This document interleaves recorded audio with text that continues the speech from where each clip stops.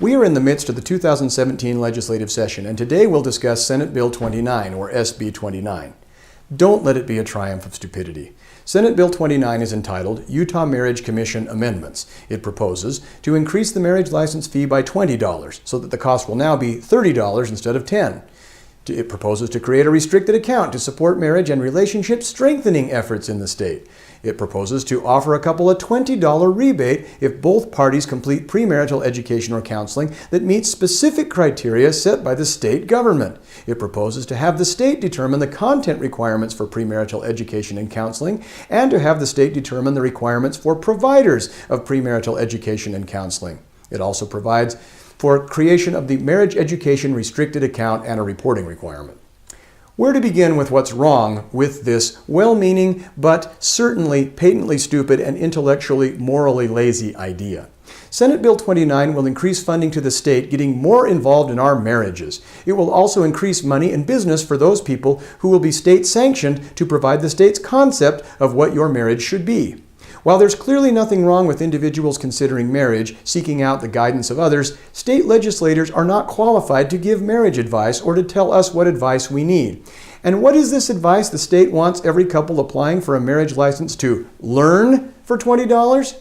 To quote the proposed language of the bill, the premarital education or counseling shall include, as a minimum, the following topics. 1. Commitment in marriage.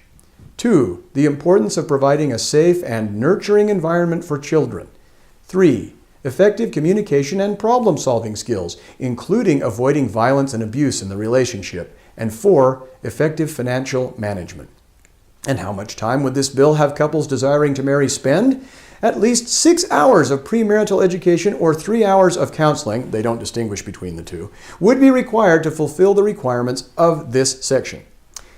Religious organizations offering formal premarital education or counseling, which they don't define, including religious principles related to marriage, would be exempt from the 4 content requirements, which makes me wonder why they would want the 4 content requirements in the first place, but would still have to adhere to the length of time requirement. So apparently, as long as you spend 6 hours talking about marriage with your minister, you're covered. There is no reason to give the state $20 more of your money in the moronic belief that somehow the government and its puppet tax-funded educators will convert that $20 into stronger, better marriages. The only change this law would bring about is making an engaged couple $20 poorer and the state $20 richer. Does any sensible citizen believe that the state needs to remind, or is competent to remind, adults contemplating marriage about commitment, the importance of providing a safe and nurturing environment for children, effective communication and problem solving, the avoidance of violence and abuse, and effective financial management? Good grief. Is there any adult, married or not, who hasn't already been taught this? Why not subject qualifying for a marriage license to passing a quiz in which each prospective spouse must answer true to the following questions and is given up to 6 hours to complete the orally administered quiz? True or false? 1. Commitment in marriage is important. 2. Providing a safe and nurturing environment for children in a family is important. 3.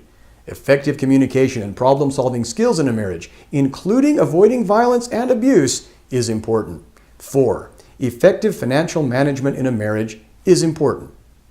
My word, what percentage of the population chooses to marry and does not value commitment, safety, nurturing, effective communication and problem solving, avoiding violence and abuse, and effective financial management?